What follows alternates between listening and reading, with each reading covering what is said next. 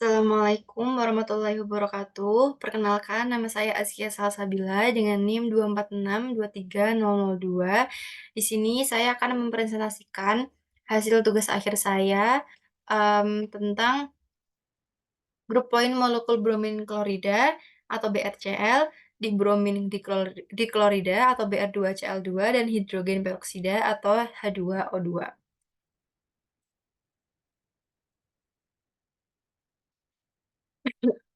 Pada dasarnya, simetri ini memiliki peranan yang sangat penting di dalam bidang kimia.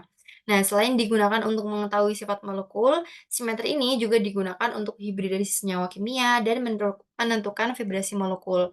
Nah, sebetulnya operasi simetri, kalau misalnya kita berbicara tentang operasi simetri ini sebenarnya sudah tidak asing lagi di bidang kimia gitu, karena operasi simetri ini berhubungan dengan bentuk-bentuk molekul yang mereka bahas. Nah, lalu kalau misalnya dari operasi simetri sendiri, itu merupakan operasi pertukaran atom pada molekul sehingga setelah adanya pertukaran tersebut, bentuk dan orientasi molekul itu kembali seperti semula. Dan di dalam operasi simetri ini ada dua hal yang penting. Yang pertama ada operator simetri dan juga yang kedua adalah unsur simetri. Nah, operator simetri ini adalah alatnya dan kalau unsur simetri itu merupakan bidang-bidang acuan yang digunakan dalam operasi simetri. Nah, unsur-unsur simetri pada operasi simetri itu yang pertama ada identitas atau yang dilambangkan dengan E.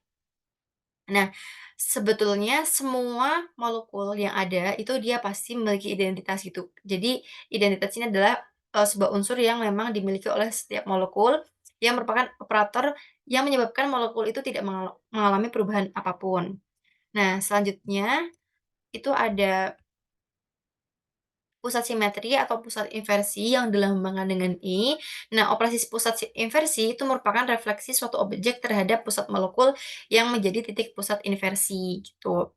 Nah, selanjutnya ada sumbu rotasi yang dilambangkan dengan Cn, di mana N ini adalah pembaginya gitu. Jadi misal suatu molekul itu bisa dirotasikan sebesar 90 derajat. Jadi N-nya ini adalah 2 gitu. Intinya seperti itu. Nah, sumbu rotasi itu merupakan garis yang menjadi acuan terhadap rotasi yang dikenakan pada molekul sebesar 360 derajat dibagi N. Selanjutnya ada bidang simetri yang dilambangkan dengan sigma. Suatu molekul dikatakan memiliki bidang simetri atau bidang cermin jika semua atom dalam suatu molekul dapat direfleksikan terhadap suatu bidang tertentu, sehingga konfigurasi yang diperoleh itu tidak dapat dibedakan dengan konfigurasi semula. Jadi seperti bidang cermin, bidang simetri ini seperti bidang cermin seperti itu. Lalu ada sumbu rotasi semu yang dilambangkan dengan SN. Nah, operasi rotasi semu itu merupakan gabungan dari operasi rotasi yang selanjutnya diikuti oleh refleksi terhadap suatu bidang gitu. Jadi N ini itu mengacu pada CN-nya gitu. Jadi misal dia tuh memiliki rotasi sebesar 90, berarti kan CN itu kan adalah C2. Nah, kalau misalnya setelah itu dia bisa direfleksikan, maka dia itu memiliki rotasi semu seperti itu dan N-nya itu juga mengikuti, berarti dia S2. Nah, seperti itu. Nah, selanjutnya kita akan membahas tentang grup poin simetri molekulnya gitu. Nah, dalam matematika, grup ini merupakan sebuah himpunan yang dilengkapi dengan operasi biner yang memenuhi sifat tertutup, asosiatif, adanya elemen identitas, dan adanya elemen inverse. Pada pembahasan simetri molekul, gabungan dari seluruh operasi simetri pada suatu molekul tertentu akan membentuk grup yang dinamakan dengan grup poin molekul. Grup poin dalam kimia didefinisikan sebagai grup simetri molekul karena semua operasi simetri pada grup simetri setidaknya memiliki satu titik tetap yakni pusat atom gitu. Jadi kalau grup poin simetri molekul ini yang dikenakan pada sifat-sifat grup itu adalah operasi simetrinya gitu. Jadi operasi inversi atau operasi identitas dan lainnya itu dia itu semuanya di molekul apapun itu pasti dia memenuhi sifat-sifat grup seperti itu. Nah, langkah kerja dalam penentuan grup poin ini mengikuti langkah kerja ini gitu. Jadi nanti saat penentuan grup poinnya kita menentukannya berdasarkan langkah kerja ini. Nah, selanjutnya Di pembahasan, molekul yang dibahas pada paper ini itu adalah bromin klorida, dibromin diklorida, dan hidrogen peroksida. Di mana pemilihan molekul ini itu didasarkan pada perbedaan jenis operasi yang dimiliki gitu. Jadi, operasi-operasi simetri yang dimiliki dari ketiga molekul ini itu berbeda-beda. Dan kita nanti akan lihat bagaimana penerapannya pada, eee eee, group point simetrinya ini gitu.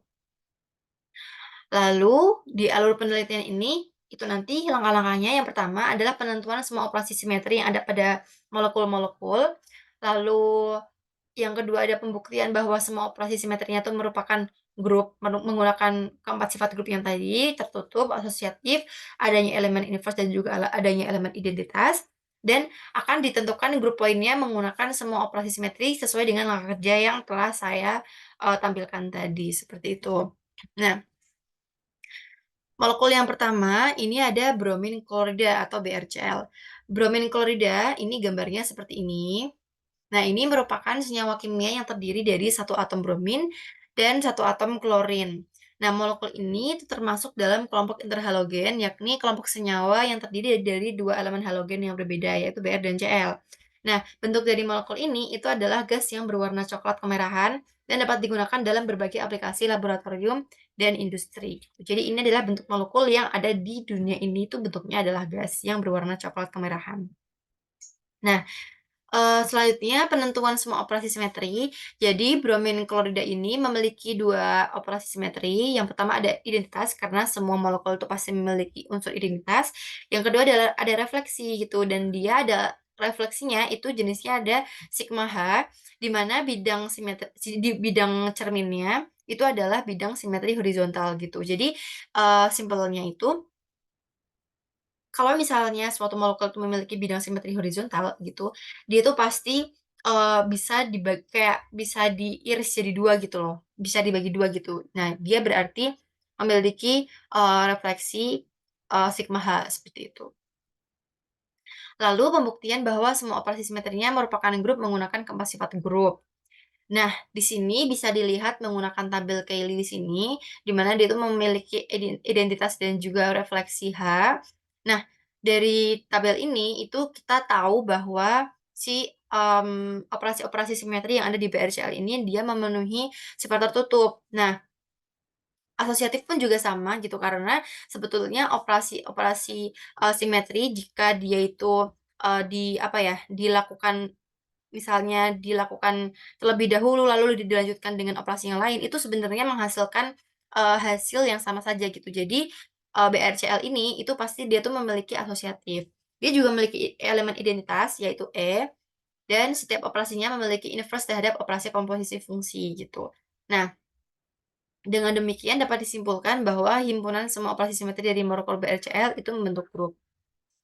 Nah, selanjutnya ada ini untuk penentuan grup point yang menggunakan operasi simetri. Nah, tadi BRCL itu memiliki operasi simetrinya itu adalah, identitas dan juga ada, refleksi ya, refleksi, sigma H gitu. Nah, ini diawali dari awal di sini, itu ada start, sebentar saya pindah dulu, nah, jadi di sini ada start, ini diawali oleh penentuan bentuk molekul gitu, apakah dia itu bentuknya, linear, apakah tidak. Nah, karena BRCL ini kalau dia dari bentuknya dia itu tidak linear, maka kita, menuju ke no, gitu. Jadi ke sini, ke bawah. Nah, lalu apakah dia memiliki CN karena dia tadi hanya memiliki identitas dan juga refleksi, jadi dia juga tidak punya gitu. Jadi kita turun lagi ke bawah. Nah, di pertanyaan selanjutnya apakah dia CN? Ternyata dia bukan CN gitu, jadi kita no. Nah, lalu ke sini, apakah dia memiliki refleksi H? Ya betul, karena tadi setelah sesuai yang tadi kita himpun operasinya, dia memiliki operasi refleksi H gitu ya. Jadi kita yes, dan, operasi yang dimiliki itu adalah grup poinnya. Jadi grup poin yang dimiliki oleh bromin klorida ini ada, grup poin CS, seperti itu. Nah, Selanjutnya ada dibromin diklorida atau Br2Cl2. Nah, gambarnya itu seperti ini. Dibromin diklorida itu merupakan senyawa kimia yang terdiri dari 2 atom bromin dan 2 atom klorin gitu. Berbeda dengan yang tadi ya. Kalau tadi kan hanya satu, masing-masing satu. Kalau yang ini, dibromin diklorida ini masing-masing itu 2.